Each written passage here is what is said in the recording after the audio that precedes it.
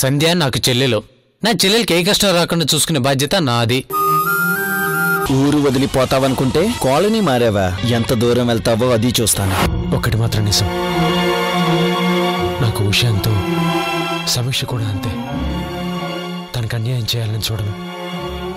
అది నువ్వు అర్థం చేసుకుంటే చాలు. మర్యాదగా అడుగుతుంటే బెట్టి చేస్తున్నావు. ఈ రోజు నీకు వదిలేదు. మీ ఇద్దరిని వదలు. మీ ఎంత చూస్తా. ఎన్ని పనులున్నా పక్కన పెట్టి ఇప్పుడు మాత్రం మా ఇంటికే వస్తున్నావు. అయ్యో వద్దంటీ. నువ్వు వద్దన్నా నేను వదిలేదు. ఏంటిది? నా సర్టిఫికేట్స్ ఆంటీ. సర్టిఫికేట్సా? దేనికి? ఉద్యోగం కోసం వెతుకుతున్నావా? ఏంటమ్మా ఇది? నీకు కావలసిన జాబ్ నేను ఇప్పిస్తాను కదా. అవన్నీ మనం ఇంటికెళ్ళి మాట్లాడుకుందాం పద. దా.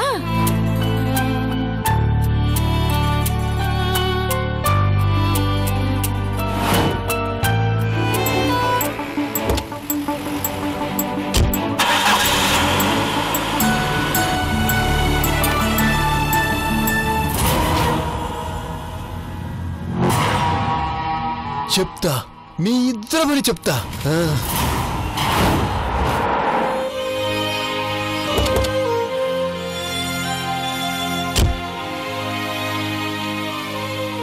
రామ్మా. వద్దంటీ, నేను వెళ్తాను. అదేంటి ఇక్కడి దాకా వచ్చి వెళతానంటావే? భలేదానివే. రామ్మా.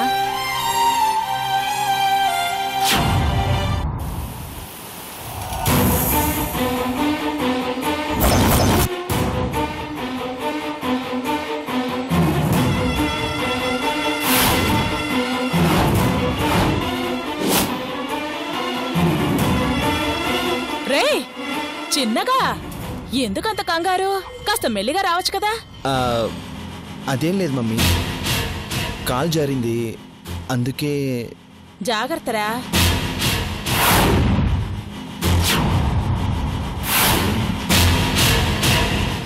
నువ్వు రామ్మా.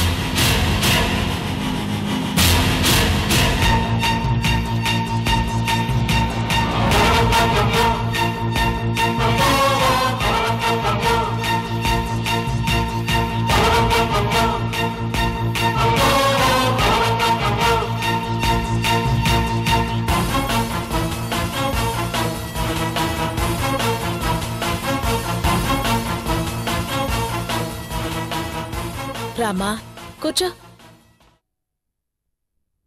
అసలేం జరిగిందమ్మా? వాడంతకు ముందే నీకు తెలుసా? ఏం చెప్పనంటీ, నా జీవితంలోకి ఒక శాడిస్ట్ వచ్చాడు.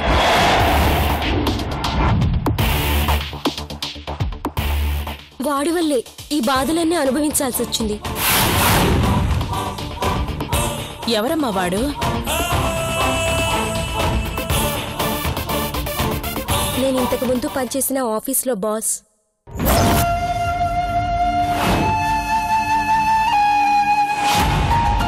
వాణ్ణి కాదని మరో ఉద్యోగం చేసుకుంటున్నానని ఇదంతా చేస్తున్నాడు. నన్ను వేధించడం మొదలుపెట్టాడంటీ.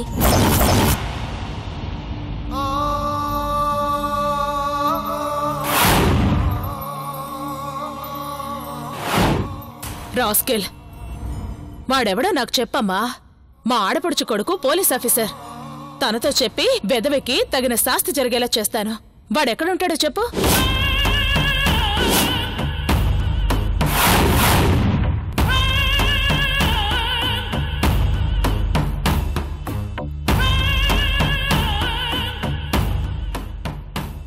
చెప్పమ్మా,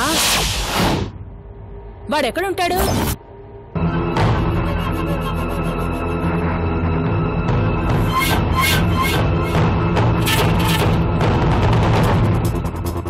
అమ్మా, ఎందుకమ్మా ఇవన్నీ? ఆవిడ ప్రాబ్లమ్స్ ఏంటో మనకెందుకు చెప్పు. నోర్మయ్యరా.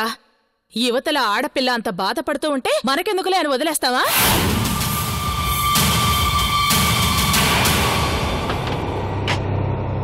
ఎవడో వెధవ నడి రోడ్డులో అమ్మాయి చేయి పట్టుకున్నాడు. లాగి చంప మీద కొట్టాను. అమ్మా, ఆ బాస్ కూడా ఎవడో చెప్పు. వాడు ఆఫీస్కి వెళ్ళి మరీ చెప్పుతో కొట్టొస్తాను.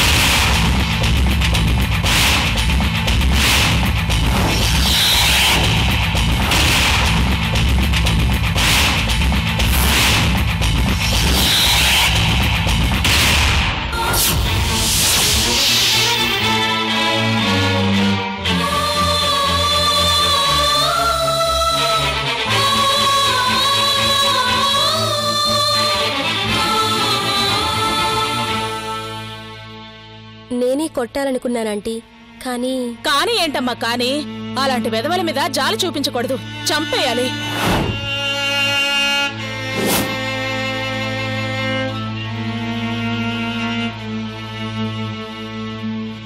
ఇంకా నయ్యం, ఇంకా వాడి దగ్గర ఉద్యోగం చేస్తానా అన్నావు కాదు, మానేసి మంచి పని చేశావు. నీకింకా మంచి ఉద్యోగం నేనిప్పిస్తానమ్మా. ఒరే సంజయ్, మమ్మీ వెంటనే ఈ అమ్మాయికి మంచి ఉద్యోగం మన ఆఫీసులోనే చూసిపెట్టు. అలాగే తన పాత బాస్ ఎవడో కూడా కనుక్కో. మమ్మీ వీడింతేలే, నువ్వుండమ్మా, నేను కాఫీ తీసుకొస్తాను.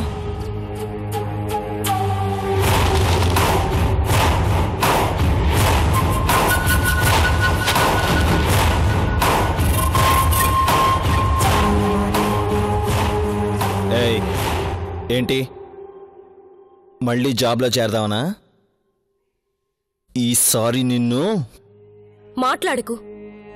నీ ఎంత నీచంగా నేను మాట్లాడగలను, కానీ మాట్లాడను. ఎందుకో నాకు మాత్రమే తెలుసు. నా ప్రాణం పోయినా మళ్ళీ నీ దగ్గరకు వస్తాననుకోకు. ఛీ!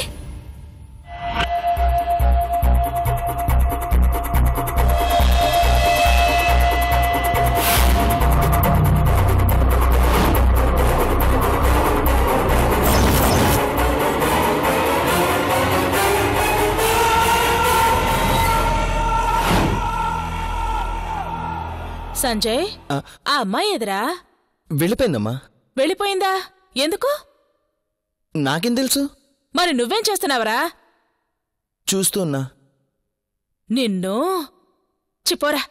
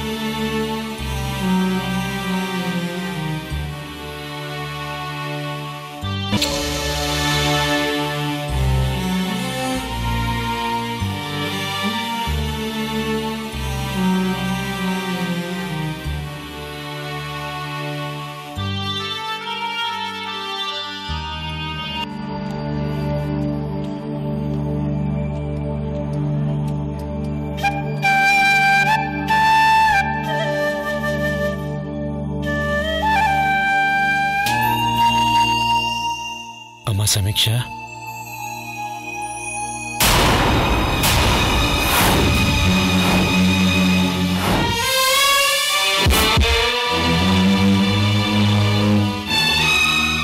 many happy returns of the day, అమ్మా.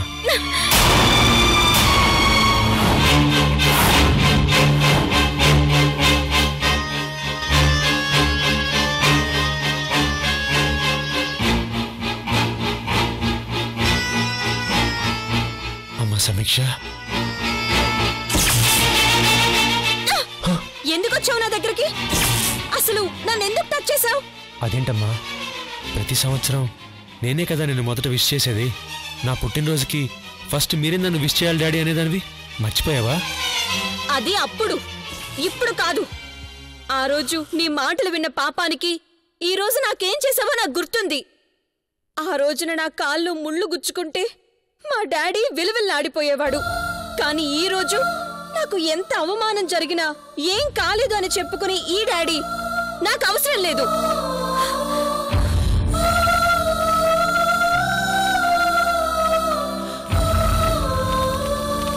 అమ్మ జాగ్రత్త. Don't touch me.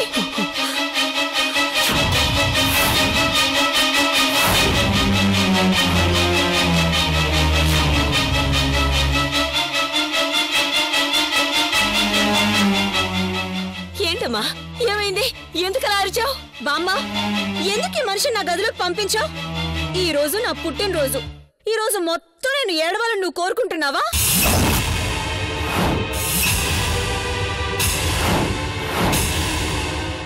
అవేం మాటలమ్మా. ప్రతి సంవత్సరం లాగే మీ నాన్నే నీకు ముందు శుభాకాంక్షలు చెప్పాలని నీ గదిలోకొచ్చాడు. అసలు ఆయన నా డాడీయే కాదు బామ్మ.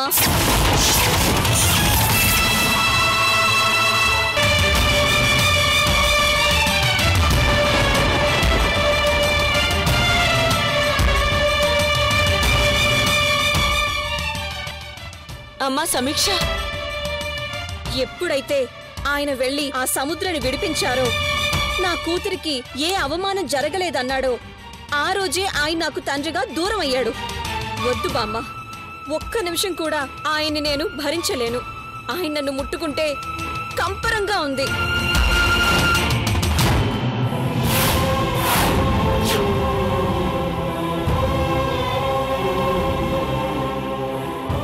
సరేనమ్మా, నేను నిన్ను ముట్టుకోను, నీతో మాట్లాడను.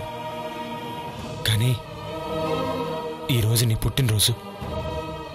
నువ్వు ఆనందంగా ఉండాలి. నువ్వెప్పుడూ ఆనందంగా ఉండడం కోసం నేను జీవితాంతం మౌనంగా ఉంటానమ్మా. నీ డైలాగులు విని మోసపోవటానికి నేను ఇదివరకటి సమీక్షని కాదు. నా దృష్టిలో నువ్వు పరాయి మనిషివి. నేను నీతో కలిసి ఇంట్లో బ్రతకలేను.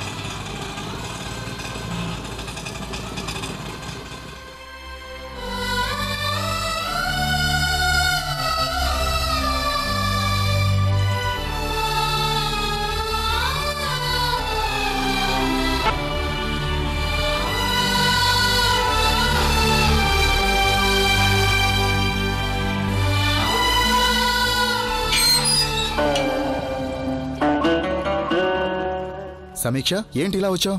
అది ఇంత పొద్దుటే. కృష్ణ, నాకు తలదాచుకోవడానికి మీ ఇంట్లో షెల్టర్ ఇవ్వగలవా? ఏమైంది సమీక్ష? నేను ఒక్క క్షణం కూడా ఆ ఇంట్లో ఉండలేను. అందుకే వచ్చేసాను. నువ్వు కాదంటే చెప్పు, ఏ హాస్టల్కో వెళ్ళిపోతాను.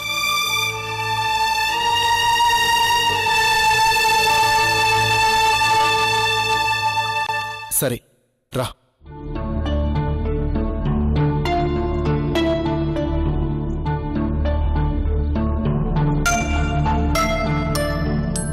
కూర్చో సమీక్ష.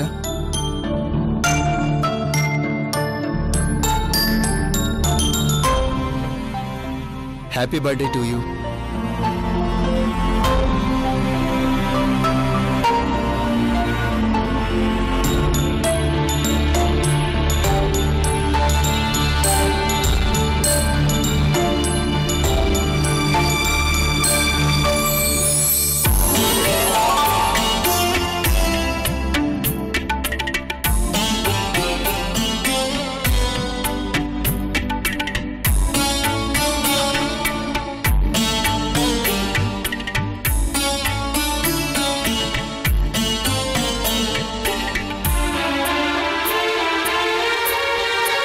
ఇది ఇవ్వడానికి నీ దగ్గరికి బయలుదేరాను.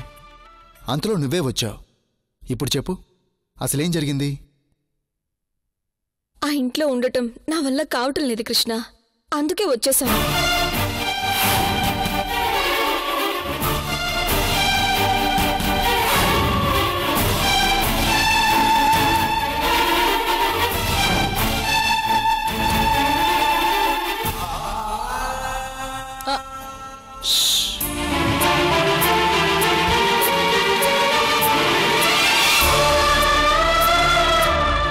మీ డాడీ ఎందుకు అలా చేశాడో తెలుసుకునేంత వరకు ఆగమని చెప్పాను కదా, మరెందుకు వచ్చావు? అంత ఓపిక, ఓర్పు, సహనం నాకు లేవు కృష్ణ. ఆయన మాటలు వింటుంటే నాకు చాలా అసహ్యం కలుగుతుంది.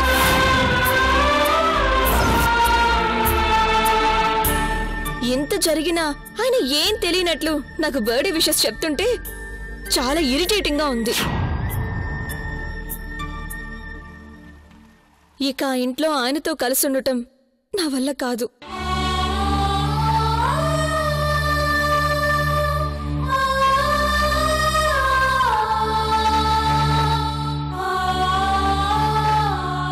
నేనిక్కడ ఉండటం నీకేదైనా ఇబ్బందిగా ఉంటే చెప్పు. నా వల్ల ఎవ్వరూ ఇబ్బంది పడకూడదు. అలాంటిదేం లేదండి. అమ్మమ్మ ఇలారా. ఇక నుంచి సమీక్ష మనతోనే ఉంటుంది. మరి నేను చెప్తున్నాను కదా, సమీక్ష ప్రాబ్లం సాల్వ్ అయ్యేంత వరకు తను మనకి గెస్ట్. తనని చాలా బాగా చూసుకోవాలి, నాకంటే కూడా బాగా చూసుకోవాలి. థ్యాంక్స్ కృష్ణ. చ మన మధ్యన థ్యాంక్స్లేమిటి? మంచి ఫ్రెండ్స్ మధ్యన థ్యాంక్స్లు సారీలు ఉండకూడదు. నిజంగా డాడీని భరించడం నా వల్ల కావటం లేదు కృష్ణ. అసలు ఆయన అలా ఎలా చేయగలిగారో నాకిప్పటికీ తెలియటం లేదు. ఏం తెలియనట్లు ఎలా నటిస్తున్నారో తెలుసా? డోంట్ వరీ సమీక్ష, ఆయన ఎంత నటించినా ఏం చేసినా నిజం ఎక్కువ రోజులు దాచలేరు, తెలుస్తోంది.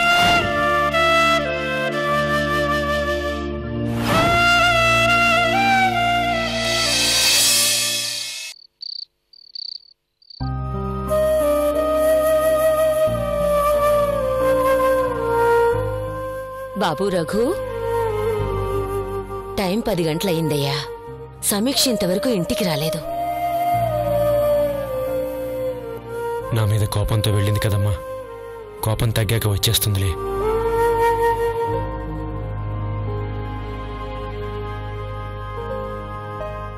ఆ కోపం ఎప్పటికీ తగ్గకపోతే తను పుట్టి బుద్ధెరిగాక ఏ రోజు నీకు దూరంగా ఉండలేదు. ఏ చిన్న కష్టం వచ్చినా, ఏ ఆనందం వచ్చినా నీతోనే పంచుకునే మనిషి నిన్ను కాదని వెళ్ళింది. ఏం చేయనమ్మా, అంతా నా తలరాత. అయినా నేనెలాంటి పరిస్థితుల్లో ఇలా చేయాల్సి వచ్చిందో. నేను దాని గురించి మాట్లాడడం లేదయ్యా, నేను సమీక్ష గురించి ఆలోచిస్తున్నాను. కళ్ళు లేకపోయినా నీ కళ్ళతో లోకం చూసింది.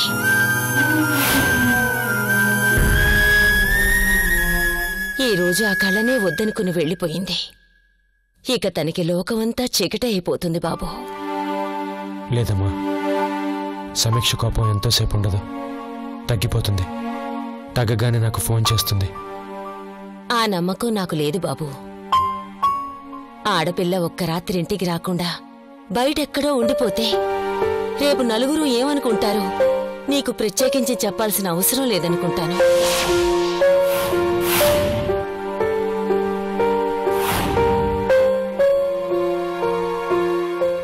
లోకానికి తన మన అనే భేదం లేదయ్యా. పరిస్థితుల గురించి పట్టించుకోవాల్సిన అవసరం కూడా లేదు. అందుకే చెప్తున్నాను, తనకి నువ్వే ఒకసారి ఫోన్ చేయి. ఏమో, పలికితే అంతకంటే కావాల్సిందేముంది? ఉండు, ఇదిగో ఫోన్ చేయి బాబు.